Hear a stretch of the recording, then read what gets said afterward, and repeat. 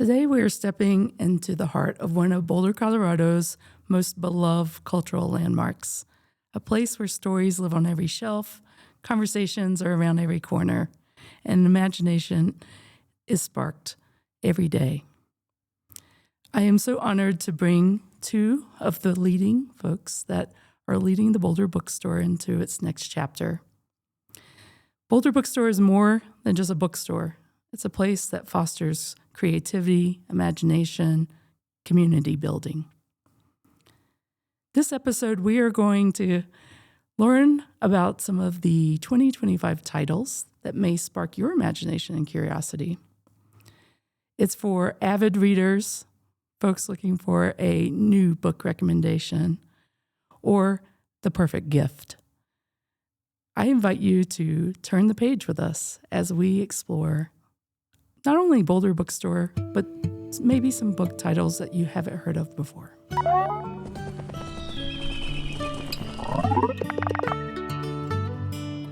I'd like to have our guests today.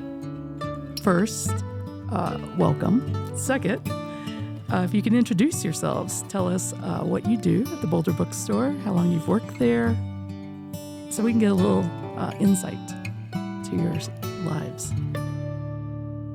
Hi, I'm Arsen Kashkashian. I'm the head book buyer at the Boulder Bookstore. I started the bookstore in September of 1992, so I'm 33 years at the store. And my main job is selecting the adult books that we carry and reordering them and bringing them in. So that's what I've been doing for a long time. I really enjoy it. And I also run the poetry book club at the store. And I'm the co-host of the Boulder Bookstore KGNU radio book club that airs once a month. My name is Stephanie Schindhelm, and I have been at Boulder Bookstore since August 2006, so I'm coming up on 20 years at the store, and I've been setting up our author events for the past 15.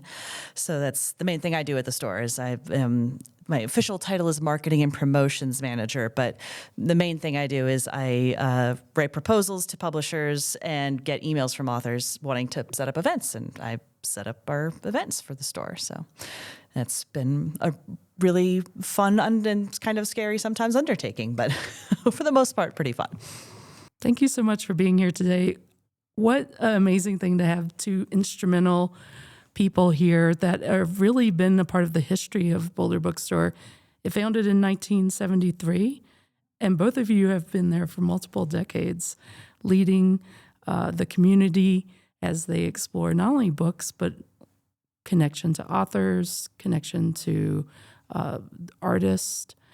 Today, we're going to talk about some titles, but before we get into that, I'd love to know a little bit more about yourselves, and maybe you can answer this question. Can you tell us the book that sparked your first love of reading? I remember in middle school, or maybe late elementary school, I loved The Phantom Tollbooth, which is a book a lot of people will know. But I also loved a book called The Pushcart War. And this was a book that was written like it was futuristic, which I think that year has passed. It was probably 2016 or 2020 or something. And it was written as if it was newspaper articles about this war going on between the pushcarts in New York City and the big trucks. And the pushcart vendors used pea shooters to shoot darts into the tires of the big trucks and disable them. And I just loved that book and read it over and over again. I think for me, one of my main inspirations for loving books is when I was a kid, before I could read, my sister, who's 3-4 years older than me, she couldn't wait to share these books with me, and she didn't want to wait for me to have to learn to read so she could read them to me. So she would read to me. And I remember the book I remember the most is A Wrinkle in Time by Madeleine L'Engle. And I've always loved that book, but I think that was the first time where it was like I felt like it was a kid who seemed like me and going on this crazy adventure and just having it really sparked a love in me for fantasy and sci-fi. So that was my early reads were mostly in that vein. So Thank you so much for sharing. Can you tell us what makes Boulder Bookstore special? Why have you stayed there? What has inspired you to keep being a part of this institution?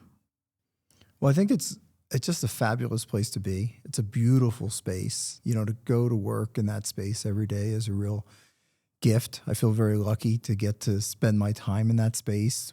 We work upstairs, so we have the natural light, and it's beautiful. And I love books. I loved books before I worked there, and to have all those books at your beck and call, and to be the person now who determines what a lot of the books are that are in the store is just a lot of fun. And so, I didn't think I'd work there 33 years. I thought maybe I'd work there a year. And it's just worked out that I couldn't imagine what would be better to do. For me, it's just book people are great people. So I got my start in loving independent bookstores in particular. I went to school in Asheville, North Carolina, and my junior year of college, the indie bookstore in Asheville, Malaprops, at my school, they were offering credits for being an intern at their store. So I was like, oh, that sounds interesting. So I got 3 credits for basically like stocking shelves and pulling returns and just learning about indie bookstores. And I just completely fell in love with the whole thing. So unlike Arsen, I started at the bookstore feeling like this is what I want to do with my life. So when I moved after college, when I moved out to Boulder, it was like the only place I applied was Boulder Bookstores. I was like, I want to work in independent bookstores just because book people are the best. Yeah, I think at the store we have such a great community of people. And, over the years, the people have changed, but there's the culture of kindness and giving and literacy and talking about the ideas that are in books that you don't get in that many other workplaces. I talk to my friends about their work, and they're, maybe you talk about the TV show, but we're talking about these kind of complex ideas that are in the different books that we read all the time. And we really care about each other, and we care about the business and the people reading in America, and that's all important to us. We share these values, and that's really nice.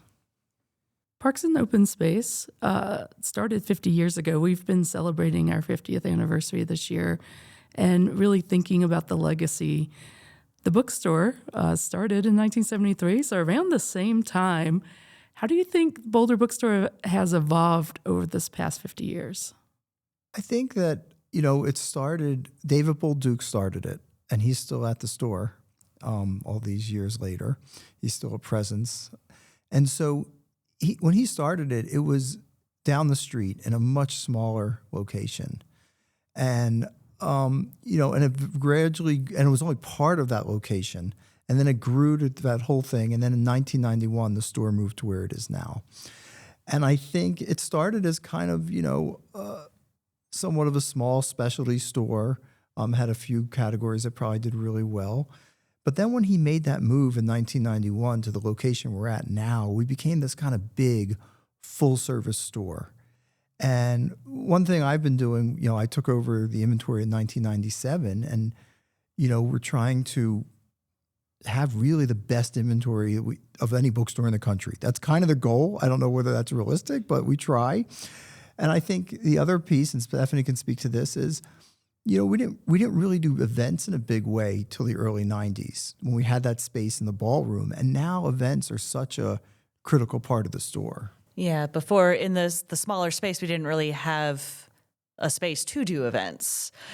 So I know it's a problem that a lot of smaller bookstores face is, like you want to have these, you want to have these big gatherings, but it's hard to do a gathering with more than like 10 people in a lot of other bookstores. So that was a really big advantage of the space that we moved into, because it has this big, gorgeous ballroom that, it takes a little bit of work to get it set up. We got to move some cases, we got to set up some chairs, but it's worth it to be in that space. And I hear all the time from authors saying like, I grew up coming to this store, and I've been coming to events at your store for years, imagining myself up on that stage, and now I've got that chance to do it. And it's a really special thing to be able to help our local authors do something like that. And in a space that we do a lot of local events, but also a lot of traveling authors. We get, people from all over the country come to the store to do events. So it's a great way to bring community together, and especially like for more specialized things. It's like, specialized topics. It's like, here is a room full of people who are also into, this, trail running, or into this particular genre fiction, or, it's fun to be with other people who like the same fun thing you do. Yeah, I feel like we've lost in our kind of digital fast age this like third place. People go home, they go to work, but where's the middle place? And it sounds like the Boulder Bookstore has really curated a space for people to come to find like-minded folks that enjoy the same things they do. And of course, the amazing selection of books and other items at the bookstore to, I'm sure, draw in such a variety, diverse group of people. Yeah, I mean, we want to be a place where, if people are shopping, everybody finds something, whether it's, the mom is looking up for novels and the kids are in the kids' room, and the father, maybe he just buys a couple bars of chocolate. I mean, we have so many different items that we hope we can reach everybody. And at the same time, we do all sorts of different events. So if you're into science, there's going to be events. If you're into psychology, there'll be an event for you. If you're read horror novels, and to bring just many different aspects of the community together. And sometimes it's just fun to see how people relate to each other in the store. So today you're bringing a selection of books. I'm curious how you chose these books to highlight. Is there something that brings them together, or was it the best books of the year? How did your selection process go? For me, I wanted to bring in books that, the main theme is that these books all came out in 2025, but I also wanted to pick a mix of books that I was excited about, but also books, I wanted to have a focus on some of our amazing local authors, because we are so fortunate in this area. Like I was saying, we do a lot of events with local authors, but I mean, we've got so many amazing authors in this area, from people who write and illustrate books for kids all the way, to, adult novels and nonfiction, and just, books all over the spectrum of ideas and thoughts. So it was a little difficult actually to kind of narrow it down. We had to kind of talk like, all right, what are we going to bring? Because there's a lot of great books, but yeah, these are all books that I thought that either I was excited about, or I know our children's buyer Barry was very excited about. So. Yeah, and I picked, I guess, two different ways. One, I looked at the books I had read in the past year and what I really liked, and kind of skewed that towards, again, the local authors. I have some national authors, but I thought this podcast is for Boulder County, and I want to highlight those authors who either live here or nearby, but also have written great books. And also, I did pick out a few kind of national bestsellers, the books that seemed, you don't know what's going to catch on for sure. You take a lot of chances as you hit November, and I do feel there are a couple books now that are really resonating with people. And so I brought a couple of those as well. Wonderful. Do you want to start by giving us your first one? Yeah, I'm going to start with a Boulder author, Stephen Graham Jones. He is a horror author.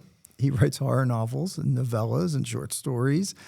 And he is very prolific. He writes, usually a couple books a year of his come out. It's unbelievable. Well, we had 3 events with him this year. He does graphic novels as well. But earlier this year, he released a book called Buffalo Hunter Hunter. And this was a historic horror novel. And it revisited a terrible massacre in the history of the United States. And it kind of imagined if there was a vampire there, and stretched that through time. And it was just an amazing book. And it did make the New York Times top 100, which is not the most common thing for a horror novel to do. But I think this was the right book for sure. I think that in this book, you get that historical perspective of what happened to the Native Americans in the West and how that still reverberates till today. But you also get this kind of this revenge, this horror aspect where some of those wrongs, it's almost like fantasy fulfillment. So some of these wrongs can not quite be righted, but there can be some violence that can come to bear on some of the evildoers. And I just think it's a really interesting read. Stephen's got an amazing style, and I thought this brought together all his strengths in a book that not just horror readers, but anybody can enjoy. So my first book that I will talk about is Once Upon a Kwanzaa by Nyasha Williams, and she is a local author. We've actually had a number of events with her over the years. She does a variety of, she does a lot of picture books, but she's also done like a tarot deck and some like spirituality books. And this is just a really beautifully illustrated book and a beautifully told book about just educating and in an entertaining and fun way young kids about what Kwanzaa means. So, given that she's a local author and Kwanzaa is coming up, I thought this would be a really fun and beautiful book to highlight. And Yasha's a really wonderful author. We've had a lot of fun working with her. She was actually part of, we work with the University of Colorado's School of Education every year to put on a children's book festival. And Yasha was part of our children's book festival this year to celebrate this beautiful book. So that's my first pick. So I'm recommending David Barron's book, The Martians. He's the author of The Beast in the Garden. And The Beast in the Garden was a local book about mountain lions and how they interact with people as probably issues that you deal with in open space, as housing and people encroach on the natural habitat of these different animals, and he was really writing about mountain lions, but certainly the same is true of bears. This book is much different. This book is a historical look about around the turn of the century that people really believed there were people on Mars. And there were articles written in the New York Times and the Wall Street Journal, and through very what we would think of as rudimentary telescopes that they had at the time, they thought they were seeing canals on Mars. These looked like straight lines. And so they thought, there must be canals on Mars. There must be, and then they would see things change around the canals depending on the time of year. That must be vegetation on the canals. They built this whole fantasy up that there were really Martians. And of course you had like the H.G. Wells at the time, War of the Worlds came out. Nikola Tesla was so he brings in science and literature and history. And it's just a fast-paced, really wonderful book. All right. My next book is also nonfiction, a picture book by Andrea Wang called Worthy, The Brave and Capable Life of Joseph Pierce.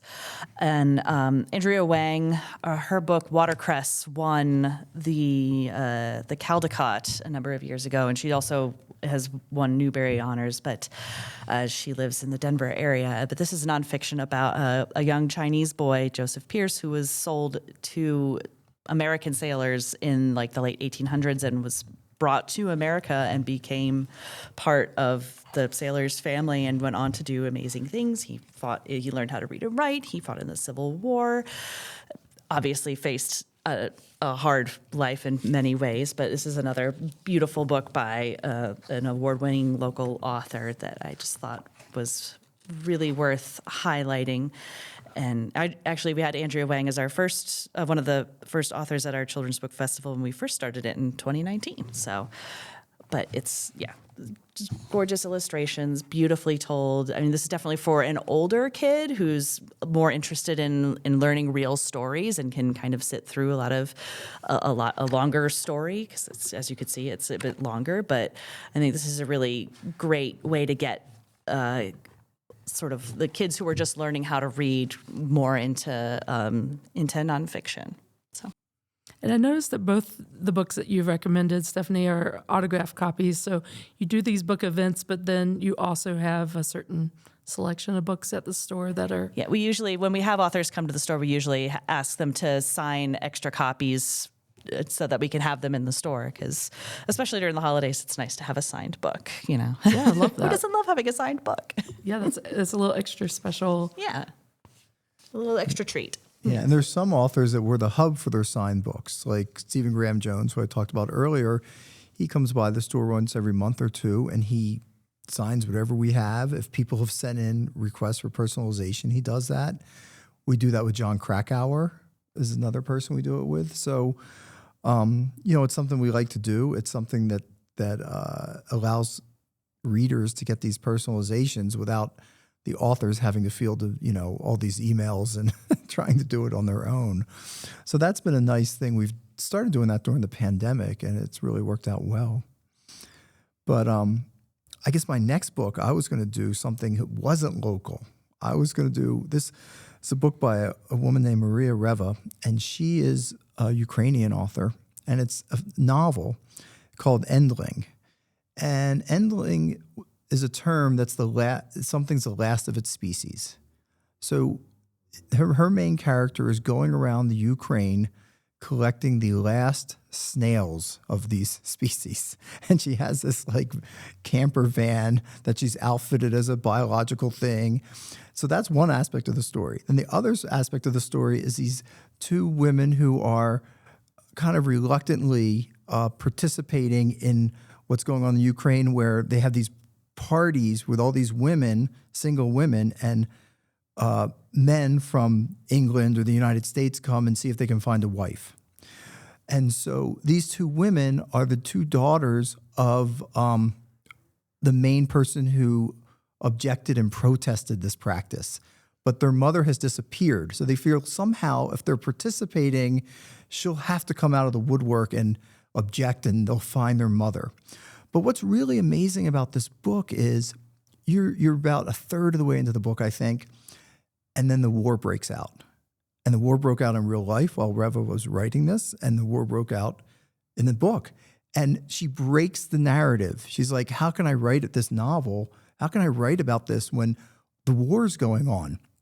And there's a piece of the book where it seems like you're not going to get back to the story of the snails and the sisters, and right?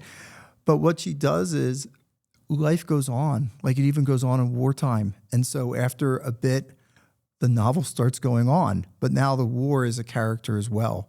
And I thought she did this beautifully. It was nominated for the Booker Prize. It didn't win, but I was rooting for it. But I really think it's an interesting book. I think it's a pretty easy read, and I think she's an amazing author. And I just love that kind of break with I can't just keep writing the novel, and how she did that. Yeah, I don't think I've read a book like that where it kind of like brings in this modern event in real time. That sounds so interesting. Yeah, I thought so. Right. This is also not a local author, but I went a little silly with this one. The Butt or Face is a really fun series. It's kind of exactly what it looks like. That they show you throughout. They show you pictures of animals, and you have to say if it's a butt or a face. And the next page will always tell you, if it's, it's a face. But what is that? I don't know. But this is, I thought with open spaces, and this is a really fun one with animals. And this is the third book in this series. I think it's the third. Yeah, this is the third book in this series. Super gross butts. This is by Carrie Lavelle. But I gave this one to my niece a few years ago for Christmas, and she loved it. So this is a really great book for kids who are into nature, but maybe they want to laugh a little bit and also learn a little bit at the same time. It's a really fun book to. This is like a great book to do with your family, just like sitting around the table. It's like keep track, like who guesses, is it a butt or is it a face? I don't know. But just a fun one for the holidays. As a parent of two small children, I can imagine the hilarity that book could create. I'm going to have to put that on my list. So my next book is Little Mercy by Robin Walter. And Robin is a poet who's based in Fort Collins. And I like to have a poetry book because sometimes the season, especially Christmas season, obviously, is so frantic. And this is a great book to just quiet you down. This was written during the pandemic, and Robin was up in Montana and was kind of isolated and was writing about what she saw out her window, looking at the prairie, looking at the mountains. And the poems really go together beautifully to form the whole. And she came to the store recently to the poetry group, and she talked about thinking about the book and how the poems fit together as a nest. And there's tons of bird imagery. And I just think it's a beautiful book. And it's sometimes we do need to slow down. And I think poetry is really good for that. Poetry invites close reading, rereading, contemplation. And this is really a book that has that capaciousness for all those things. I'm an avid poetry fan. Every year at Christmas, I try to put a new poetry book on my wish list, so I'll have to check that one out. Next one I was also picking sort of with the idea in mind of open space. This is Bud Finds Her Gift by Robin Wall Kimmerer, who's well known for writing Braiding Sweetgrass. This is her first children's book. And it's a really sweet story about Bud, who is part of her family, and everyone has their important things they do, and she wants to find something important for herself. And being that it's Robin Wall Kimmerer, obviously her important thing is, being in nature and learning about how nature works and how to grow and how to be a part of things. And unsurprisingly, they paired her with an artist who does just really gorgeous work, especially the illustrations of nature are just really lush and pretty.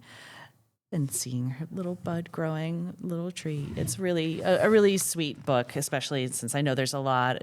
Based on how many copies of Braiding Sweetgrass we've sold, I think there's a lot of people in the Boulder County area who are big fans of Robin Wall Kimmerer. So I think this would be a really sweet book for families to share during the holidays. What age do you think would this book be for? I would guess at least 4. I would think, just since it is a little bit longer of a story, but I'd say all the way up to 6 or 7. Especially if you're a family that does story time reads together, and just really take it in because it is a little bit longer of a story. So maybe not a 2-year-old, but the illustrations are beautiful Yeah. and realistic. It looks like they took great care to make sure that it's accurate. Yeah. So the last book I recommended was poetry to help you calm down. But let's say you just can't calm down and you just need to escape. So the book that I recommend is a book called Wanderlust, A Travel Guide to the Globe. And it's put out by Moon Publications, which does travel guides. This is a big, oversized book with tons of beautiful pictures. And it's kind of divided into different types of travel, whether it's adventure travel or food or cities. And what you get, say you turn to a page and you might see the best dives in the world, right? And so then they might have a snippet with a picture about Belize, and they might have a snippet with Australia. And it's just something to get those juices flowing. And you can pick it up anywhere and get into it and read it and get some ideas. And then, you might want to go further and decide to get a full guidebook. It's not going to be the book you need to be in Belize with, but you might find some places you never realized existed or didn't realize that this is, a great place to go hiking or a great place for, eating cheese, which is what Stephanie likes to do on vacation. So, and it's big and it's beautiful and it's only $45, which, for this type of book is very inexpensive. I was shocked when I turned it over and saw what the price was. And so it's a beautiful gift, but also if you just need to escape yourself, you might just want to buy it for yourself. All right, the next book. This is Dog Man, Big Jim Believes by Dave Pilkey. We actually had an event with him last week, which is, I think, the biggest event that we've ever put on. So that was a whole thing. It was super fun. There was a lot of stress getting it all set up, but Dave Pilkey is a very, very sweet human. And he did actually sign stock for the store for us. We do have some signed copies, but the Dogman series is super fun. My nibblings were just over the moon to get to see this event. They also had their minds kind of blown because I did the intro for it. So when I got up on stage to introduce him, my sister told me later that they turned to her and they're like, "What's Aunt Stephanie doing up there?" She's like, "I tried to tell you, she set this event up." And so that was very special for me.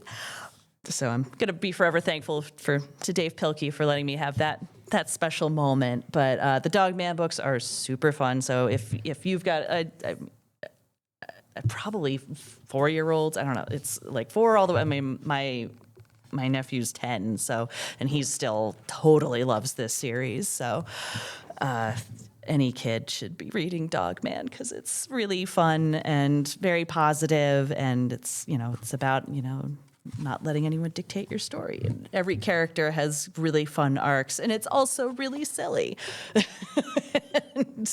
It is a crowd favorite with my nephews who are in elementary school. Would you consider this a graphic novel? Yeah. For those at home who aren't introduced to Dogman. Yeah.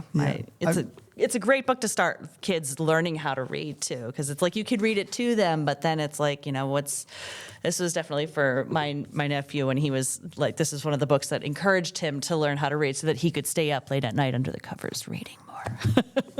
Well, during the event, I thought it was really interesting. Dave Pilkey said, how many out there know what ADHD is? And so many kids raised their hand.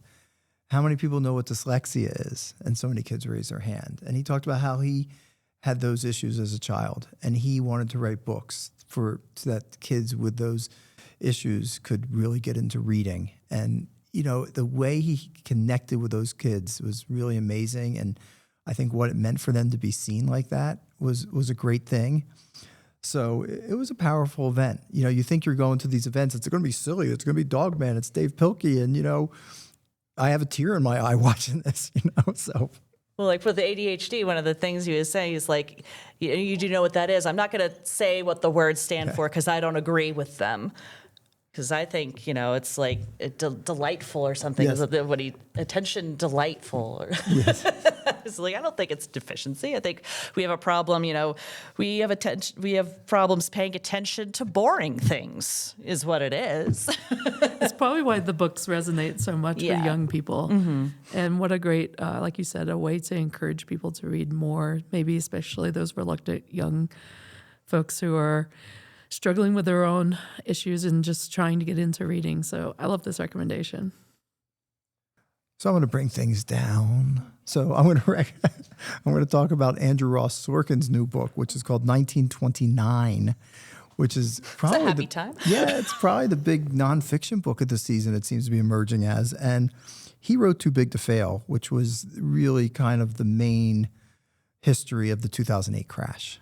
So here he's going back to 1929 and saying what really happened and how does it impact us today? What's resonates? What's echoing with what's going on today? But it's a fairly straight history about 1929, and I was not sure how it was going to sell. I bought it up front, and I bought a decent amount of copies, but not huge. I thought, well, this is not going to be the big Christmas book. But lo and behold, it seems to be the big Christmas book.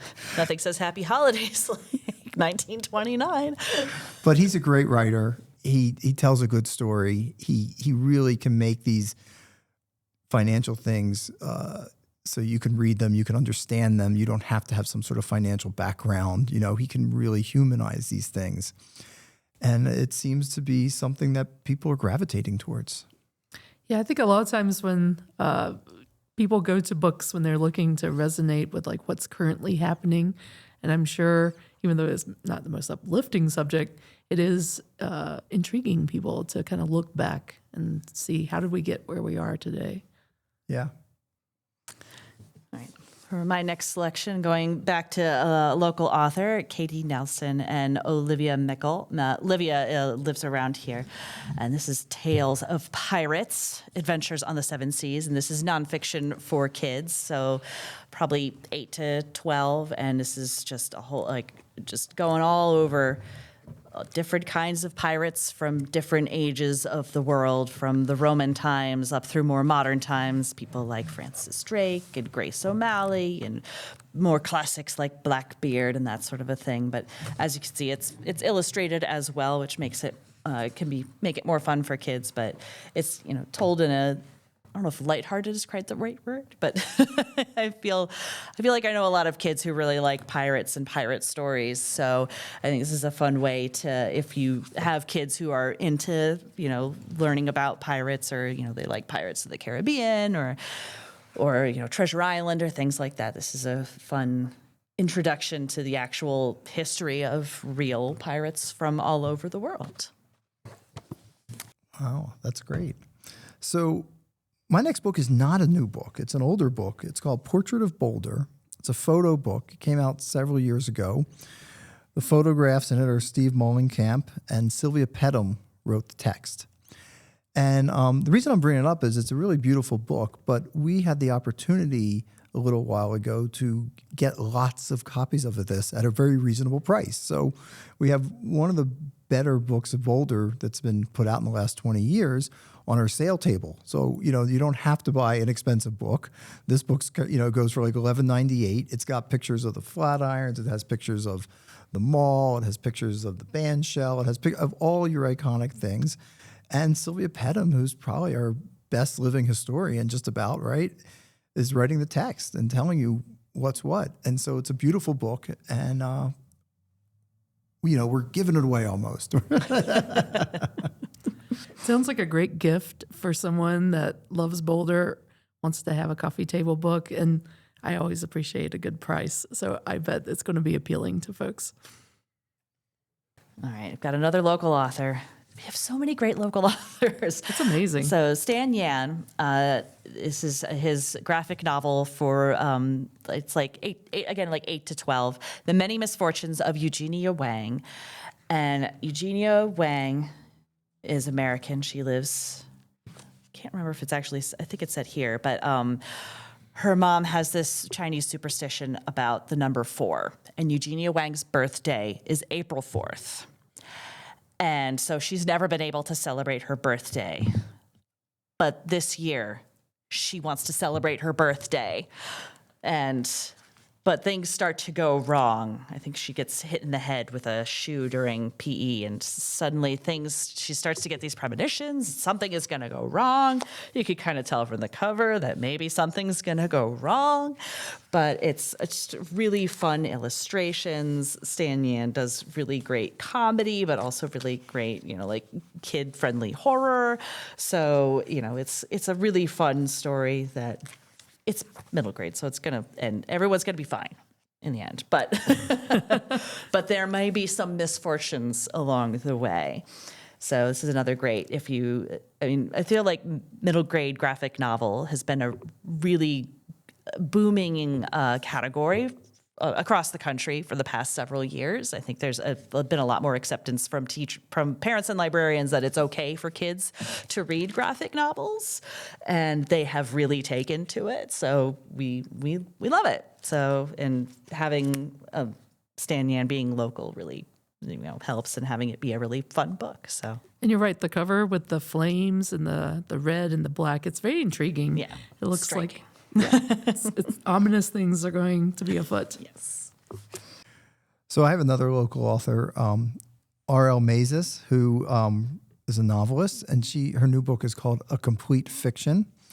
And I really enjoyed this book. It's about a writer who's about to put out a book, a Me Too book, and he's accused of plagiarism from another writer.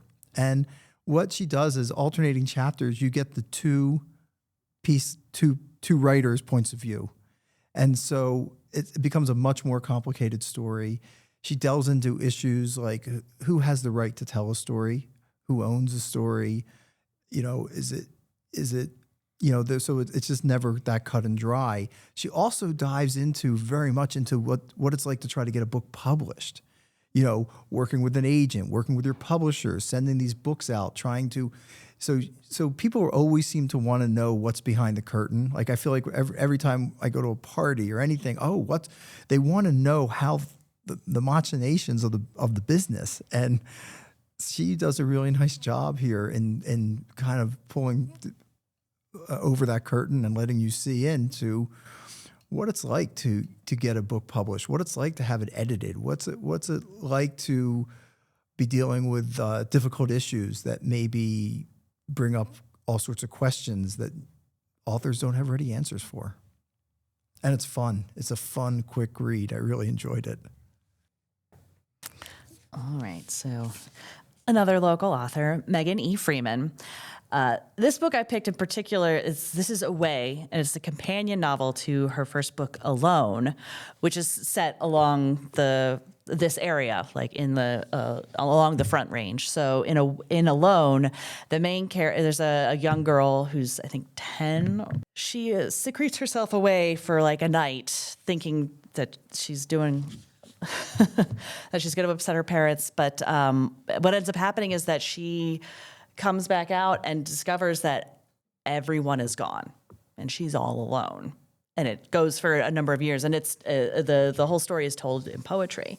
So this is the other side of the story, where it's everyone has been ordered to evacuate, and there are these 4 kids in this evacuation camp, and nobody really knows why. So this is also a story told in through poetry, and it's their story of trying to find out what the authorities are hiding and what's actually happening. But so it's also set in Colorado. So, and I know we sold Alone like crazy. Like, this is a national bestseller. So we've, so it's the companion novel that came out this year. So Does it stand alone? Do you need to read alone to read away? I don't think you do, because they're kind of 2 separate stories. I think Alone will be more of a mystery if you don't read this. But if you have read Alone, I would definitely say, or if you've got kids who really, I mean, getting them both together, I think would be a great gift. But yeah, but.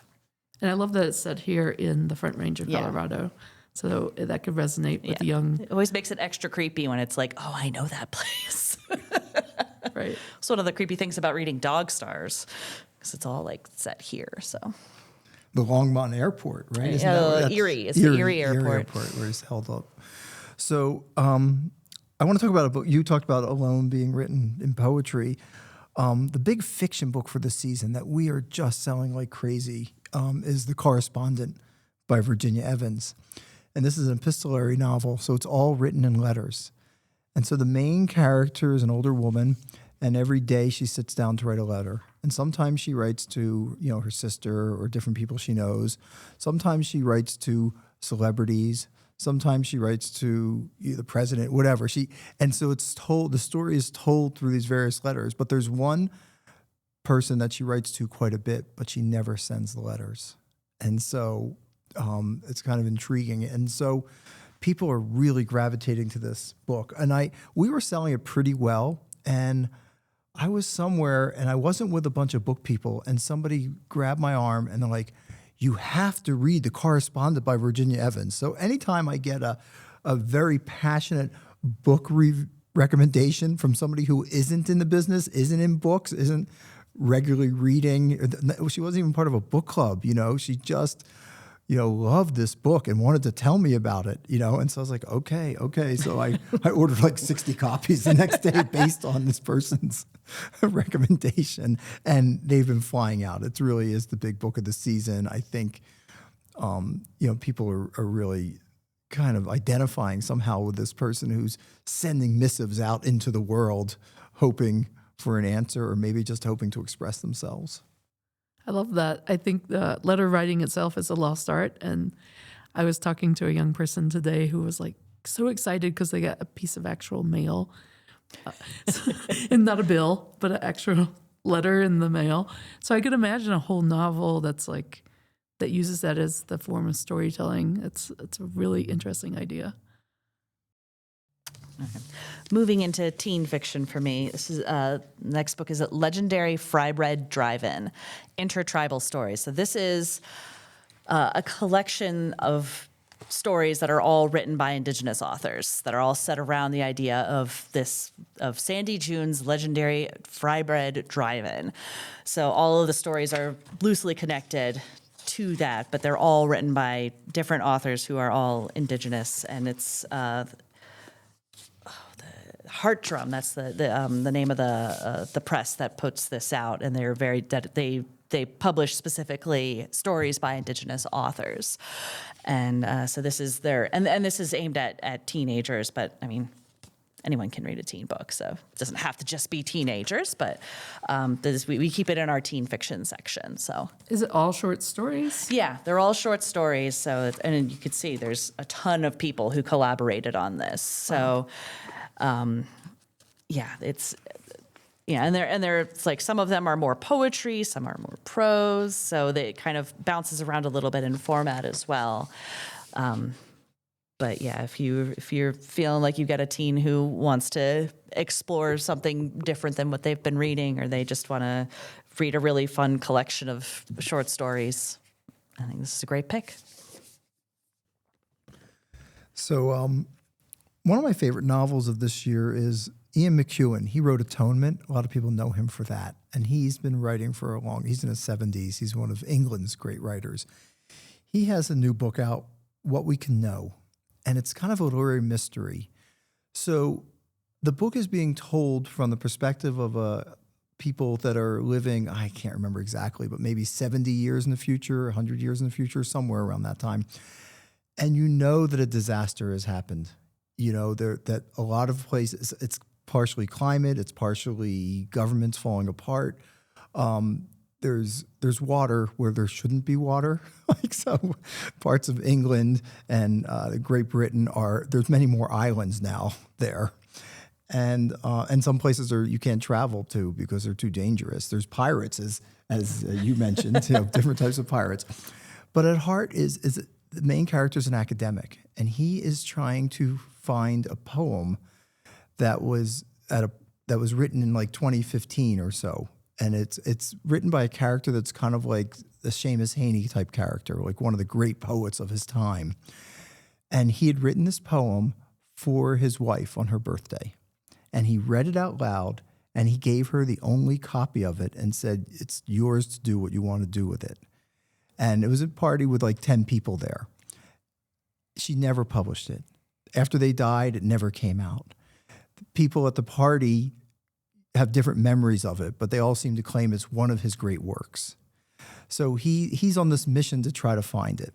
And so it's kind of interesting. You're getting his story in this kind of modern world doesn't look that much like our world anymore. In some ways, it doesn't look like our world. In other ways, he's trying to like get a PhD or whatever, So, and then the second part of the book, you get the narration from somebody who was at the party. A journal is discovered, basically. And so now you're getting, he's had all this surmising about what happened at this party, this legendary day. It's kind of like comparing it to like if we could suddenly have a true account of what it was like to be with, Byron and Shelley and Keats, and Mary Shelley maybe on the night that Frankenstein was happening, like if you actually could see. So the first part, you have kind of the supposition of what happened in this legendary time. And then the second part, you have a first-person account of what it was really like to be there. And it's just really interesting how the book unravels. And even though it doesn't purport to be about climate change and things like that, it's all over the book because it's the background of the story. And so you're not getting hit over the head with it in a way, but you can't help but think like, wow, like if we keep going, we're going to end up in the situation this narrator's in, this character's in. So I really liked it. I thought maybe it was perhaps his strongest book since Atonement, which is about 25 years ago now. All right, I've got one more teen pick for you. This is The Coven Tendency by Zoe Hannah Makuta. And she is not currently local, but she grew up here. She graduated from Fairview, and she's very young. She's in her early to mid 20s, and this is her fourth teen novel that she's published with major publishers. So I think that's really amazing. And this was also a very dark and fun and creepy book. So it's a bit like Wuthering Heights, but it's a lot more obvious that these two people are not good for each other. So basically, it's set in some sort of nebulous future in some not quite it kind of alternates between a sort of post-apocalyptic and almost apocalyptic era, where there are witches, and the witches are kept in cages, and they're basically in a large park that's like an amusement park, and these three witches are they're teenagers. And their parents are the ones who like perform, but they all know that they're going to be taking their parents' place when they die. And they're all kind of obsessed with one another, and that's one of the things about the witches is that they're supposed to be kept apart because if they become a coven, bad things are going to happen. But of course, they're obsessed with each other, so they find ways to get together. And it's very creepy but really well done, and it's just. if you've got a teen who is kind of tired of all the romance books that has been in the teen genre for a while, this is kind of an anti-romance. But I just thought it was super fun as well that it's by someone who grew up right here in Boulder County. So I love how both of you have brought books today that kind of explore the darker horror genre or covens or vampires. Yeah, I think it's a good foil to the rom-coms and the things that, especially towards teenagers, that get pushed. it's good to have the rom-coms, but it's good to have options as well. Yeah, I think the big story of the bookstore in the last 5 to 10 years, or the book industry, is the rise of kind of what we call genre fiction. You know, horror is so big now. And we didn't, you know, in the 90s, we got rid of both our horror section and our romance section. They just seemed to be fading out. We just mixed them with regular fiction. And then during the pandemic, we broke them both out again. And people... And they've done well. They've done really well. And I think that, and I would add science fiction is really doing well right now. We've expanded that section by 3-4 cases since the pandemic. It's just really done, like people are gravitating much more towards it. And we're seeing an influx of younger readers. You know, we're seeing lots of readers from their teens to, say, their early 30s in a way that we were not seeing pre-pandemic, a lot of them. And they're driving this boom in publishing for horror books or for romance books or for science fiction. I think it's really a young audience bringing whole new energy into it. You can feel it in the store. Don't you think so, Stephanie? Oh, yeah. I mean, romantasy, that's the thing, you know? And even like you were mentioning graphic novels earlier, like it's become more acceptable. These maybe it's the same. I think it's the same with romance and some of these more genre fictions that people who are book people used to look down on for, like, oh, if you're a reader, then you should be reading literature. Right. Whereas I think during the pandemic, I feel like a sort of a side effect of the pandemic was people feeling like, you know what, I like this thing and that's fine. I can like this thing and it's okay. And I think a lot of people are like, you know what, I've got my thing I like too. Yeah, it's okay.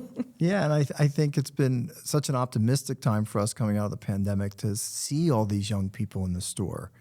You know, I think as we were approaching 2020, you wondered, like, you know, 20 years ago, our audience was like in their 30s. Then it was like in their 40s or 50s. Now the audience seems to be in their 60s and 70s, which is still a key part of our audience. But you were definitely starting to wonder, where is this going to go in 10 or 15 years? Is our audience going to be in their 80s? Like, how's this going to work, you know? And suddenly to get this influx of young people that really, really enjoy reading, really know what they want to read, and are also, though, willing to take recommendations. Our recommended cases fly, you know, and the people are learning new stuff. It's really wonderful. I think that's one of my favorite parts of the Boulder Bookstore, when you walk in and there's all the recommendations. I usually have like the books I want to read, but it is the one store I stop and I'm like, let me look at these. So I really appreciate that. And it's great to know that other people are being drawn to those recommendations as well. Yeah. I mean, the one thing we haven't talked about yet is, you know, we have a great gift section, and all sorts of gifts are flying out this season, but one is a special one in particular. So Stephanie, you want to talk about this? This is the Monopoly Boulder edition, which came out this past September, which we're particularly proud of because we have a square on the board. But the company that made this, they really put a lot of care into this. Like we were a little nervous at first. We're like, oh, what if it looks really cheap? But we broke it out. We looked at the board. We looked at the pieces, and it's like they really tried to capture the essence of Boulder on the board.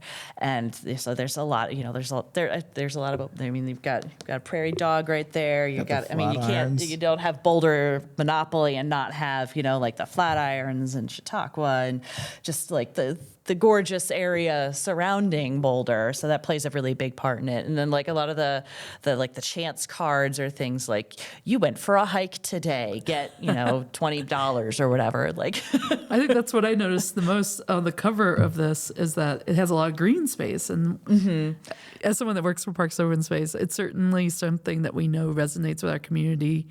the trails, the parks, and it's displayed right there on the cover. Mm-hmm.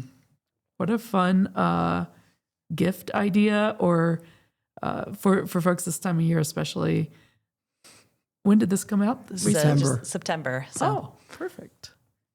Arsen, do you have any last recommendations? No, I think I recommend it as much as I can at this moment. I mean, there's always we another could go book. on and on, but But there are a few other things that are happening in the store that I think would be fun to get into quickly before we finish up. Yeah, absolutely. Let us know what's coming up. What big events do you have, or small events, or community opportunities? Well, we have a nice event coming up January 15th, but I'll let Stephanie talk about that next. But we have started two things that are new to us. One is the Boulder Bookstore Literacy Foundation.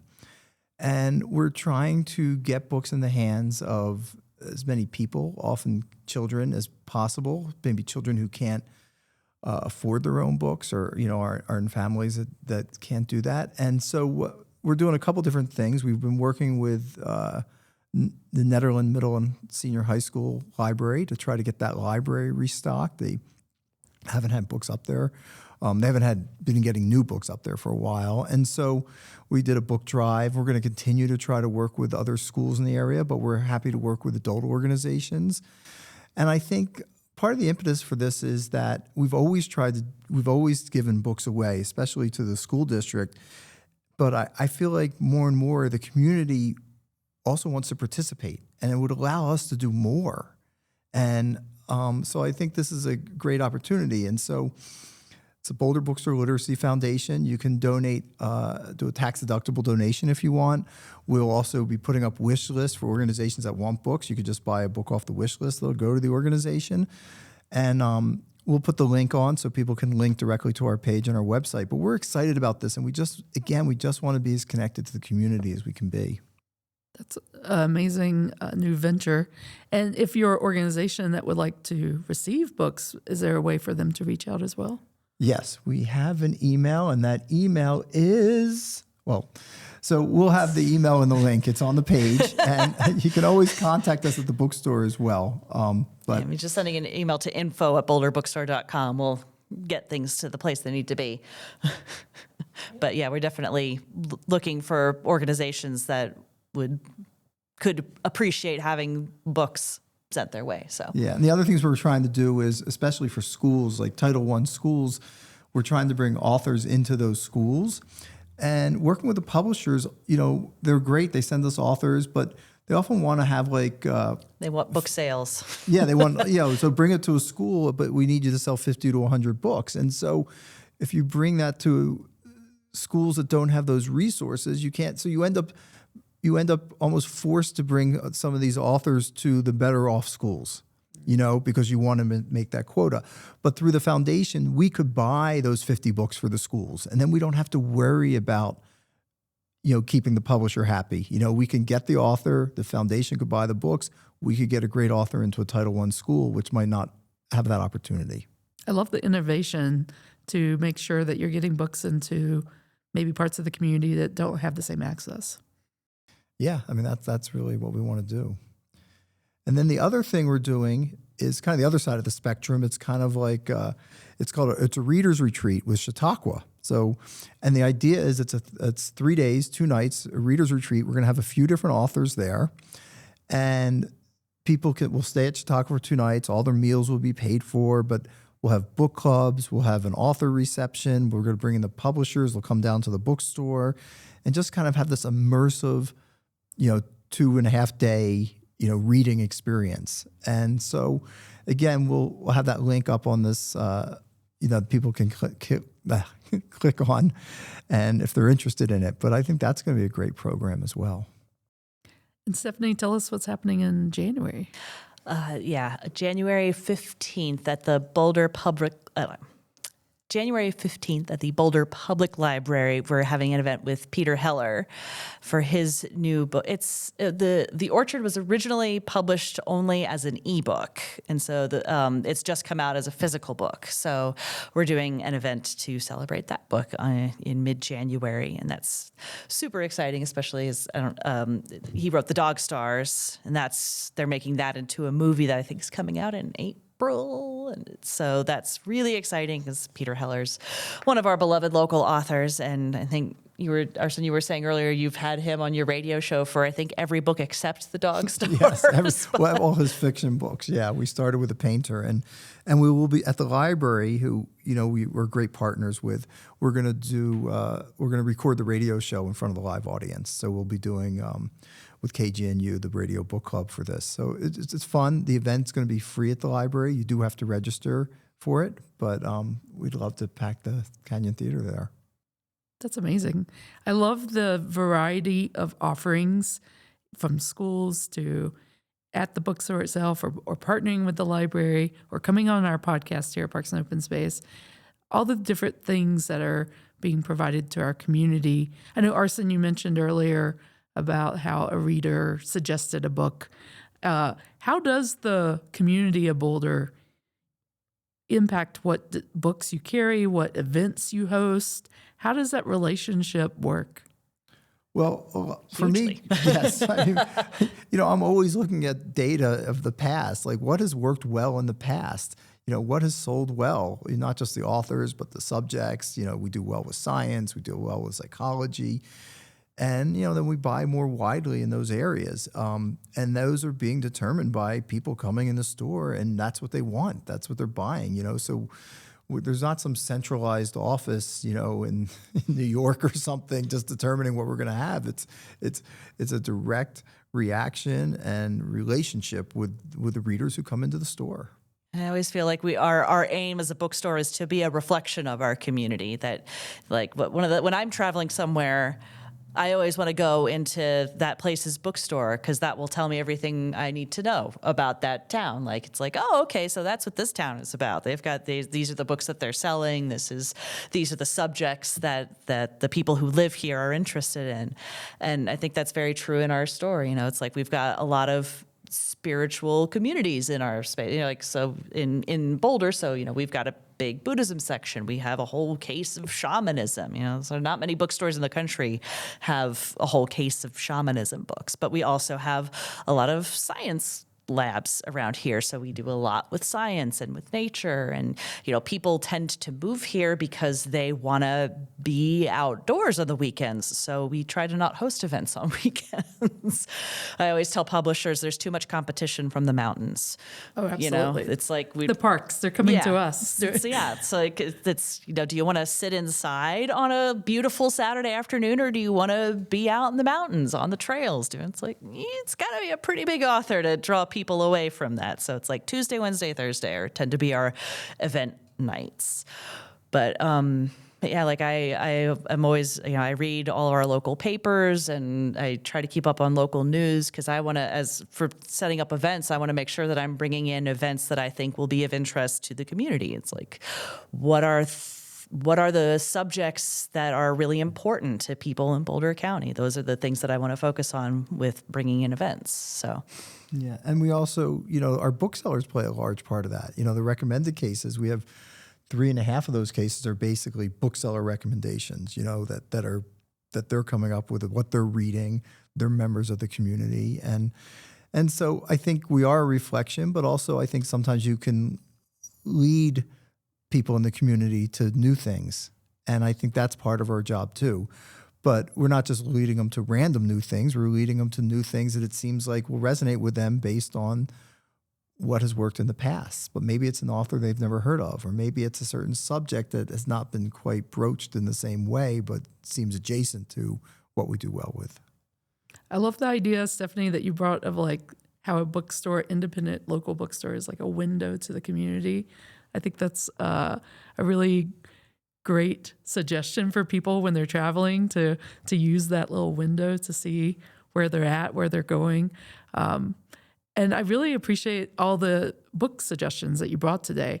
I felt like to your point, it was a eclectic mix where you're stretching the community, but also reacting to the community, bringing things that you hope that resonate with folks, but also maybe try new genres, read new writing styles. And I think especially your emphasis on local Colorado authors, that is really inspiring. And how lucky we are. We're so lucky. There's so many great writers in this area. And also how lucky we are to have a place like Boulder Bookstore to be able to have those author talks, to have these events, to create this space, to have the foundation that could really connect to the community in a different way. So I really appreciate both of you coming on today, sharing your passion for Boulder Bookstore, for books, for inspiring our community members to hopefully try something new in the coming year, try a new genre, or buy a new book for a loved one that maybe they hadn't considered in the past.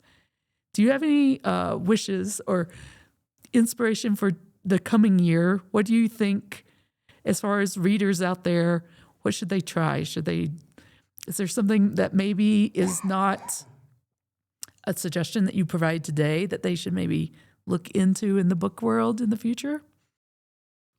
I always think you should try something different, an author you haven't read, maybe a genre that's not your normal. And I think that's why those recommendation cases work for so many people. You know, you can really try something new, but with feeling like, you know, maybe it's a bookseller that you read a previous recommendation you really like. So why not read another one and see where else on the journey that same bookseller can take you? But I think it's good for people to they know what they like, but also to be willing to expand a little bit.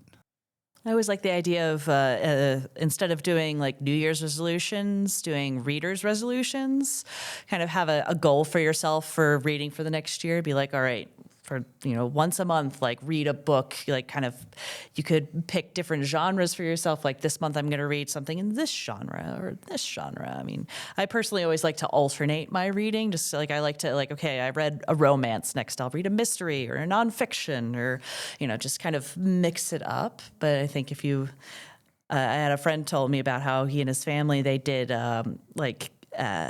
they did bingo cards for each other for Christmas, where they each picked, you had to, throughout the whole year, they gave each other these reading bingo cards where they had little blocks with different genres, and you had to fill in that are sort of all over the map. Read a book by an author you've never read before, or read a poetry book, or read it's just kind of all over the map. And it was a thing they did as a family, and I thought that sounded like a really fun way to expand your reading horizons. And of course, this episode's going to air during the holiday season. I know there's that saying out there, it's buy folks something they need, something to read, something to want. So I invite folks to go to the Boulder Bookstore, find that loved one a new book or themselves. And is there any other ways that people can connect with the bookstore? We'll be able to drop all the links in the podcast episode description. Yeah, I mean, if they can't get to the store, they can go to the website. And on the website, we're putting your recommendations, the events are there. There's a lot of stuff on the website. And they can order through the website and either come in and pick up the book, or we can send the book to you. We can gift wrap the book before it gets to you. We can do whatever you need. Full service. If you want to interact with us in other ways, our Instagram page is really fun. We do a lot of author Q&As and videos of people in the store on our YouTube channel. I think those are our two most exciting social media platforms. Wonderful. Well, thank you, Arsen. Thank you, Stephanie, for joining us, for sharing your expertise and knowledge.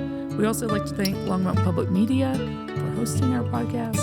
And I hope you've enjoyed this episode of Voices of Open Space.